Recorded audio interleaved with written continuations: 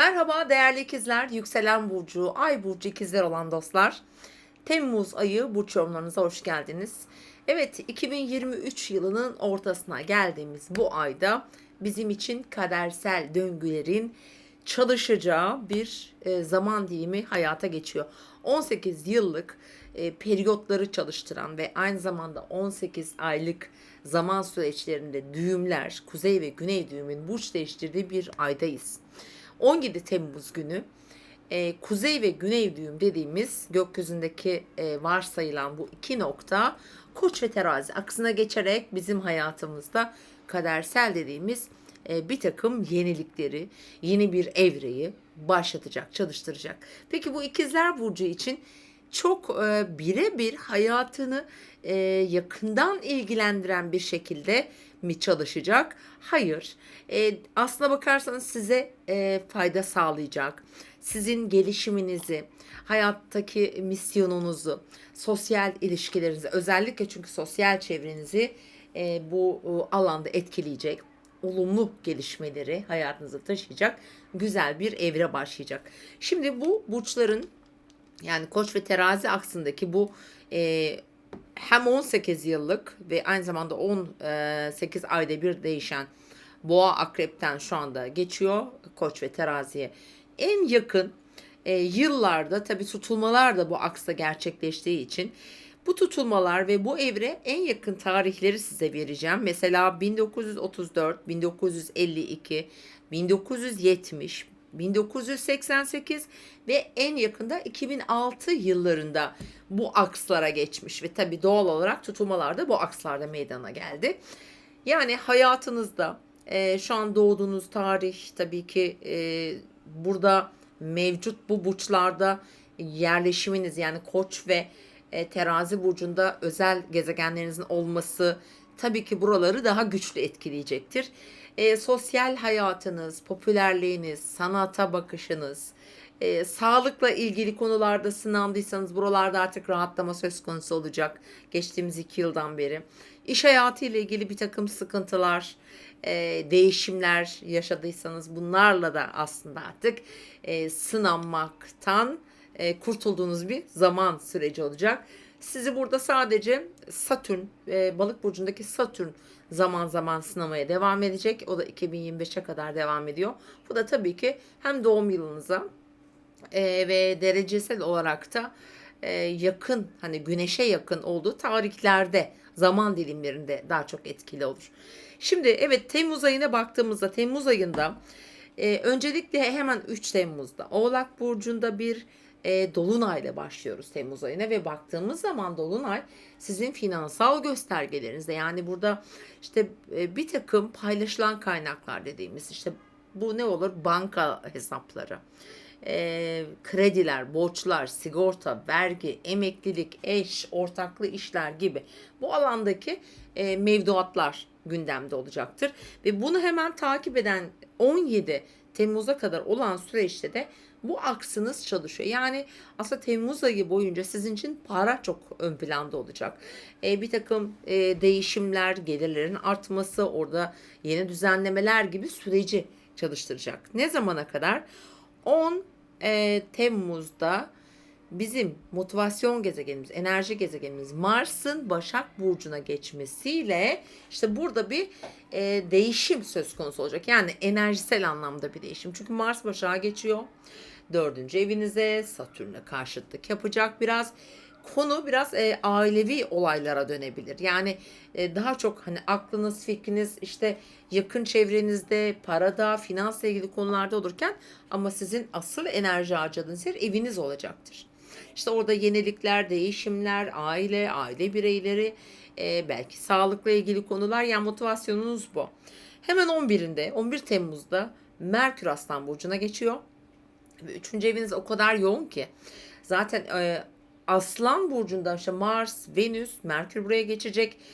11'inden sonra sizin için sevdiğiniz insanlar, kardeş, yakın çevre, aslında mesleki anlamda girişimler, başlangıçlar, efendim mesela işte bir ehliyet kursudur, farklı bazı gelişim, kendinizi geliştirmek için yeni eğitimler olabilir, araçlar, Çok fazla seyahat edebilirsiniz ama yakın çevrenizle en çok ilgilendiğiniz süre olacak. Ve bu aslında yazın sonuna kadar sürecek. Şimdi geleceğim niçin diye soranlar için.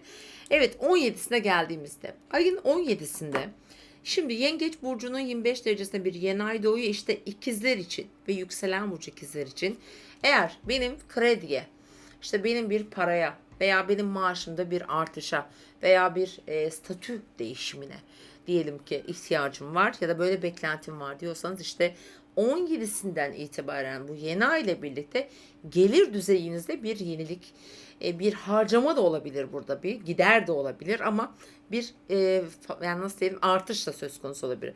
Ve yine 17'sinde artık yeni ayın olduğu gün düğümlerde kuzey düğüm Koç, güney düğüm de Terazi aksına geçerek sizin için aslında 12. evdeydi ve 11. ev şans evidir. Bakın, bir takım şansları, fırsatları diyelim. Önümüzdeki 18 ay boyunca, çünkü burada tutulmalar yaşayacaksınız. Sosyal çevrenizin inanılmaz bir değişimini hayatınıza getirmeye başlayacak.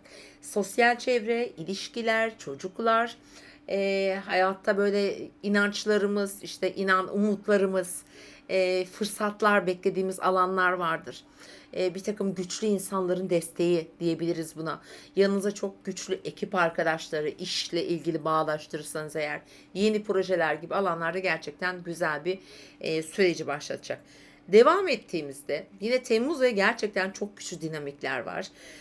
23'üne geldiğimizde ki burada artık bizim için Venüs'ün, Aslan Burcu'ndaki Venüs'ün retro yapmaya başladığı bir tarih ve aynı gün 23'ünde artık Güneş de Aslan Burcu'na geçiyor ve sizin demin bahsetmiş olduğum o yakın çevre, girişimler, başlangıçlar, yenilikler, ticari konular gerçekten çok güçlü şekilde kendini gösterecek ve orada Venüs retro yapmaya başladığı takdirde 10 Eylül'e kadar sürecek. Bu arada hayatınızdaki kadın figürler, ilişkileriniz, onun yanı sıra bir takım böyle sevdiğiniz insanlarla ilgili konular, finansal gerçeklikler diyelim. Ve burada yeni başlangıçlar yapacaksanız lütfen doğum haritanıza bir bakın. Direkt ikizlerin böyle bıçak gibi ilgilendiren, çok dikkat edilmesi gereken bir durumu yok. Yani burada daha çok Venüsyen burçlar, hani onları da belirtiyorum ama siz yine de belki avantajı çevirebilirsiniz. Yani sizin belki doğum haritanızda burada bir Venüs'ünüz vardır. İşte retrodur. Güzel etkiler oluyordur. Belki de bunu fırsata çevirirsiniz. İşte hayalinizdeki arabayı alırsınız mesela. İşte hayalini kurduğunuz bir önemli bir statüde, mesela Satürn de çok kariyer evinizde olacağı için bir fırsat yakalayabilirsiniz. Bu hiç belli olmaz. Dediğim gibi doğum haritasıyla çok bağlantılı bu. Dolayısıyla da yine de siz bakın ama önemli tarihleri, özellikle güzellik, estetik vesaire gibi harcamalar gibi konuları bu 23 Temmuz öncesinde halletmeye, tamamlamaya çalışın değerli ikizler. Şimdi önemli bir konunun burada altını çizelim.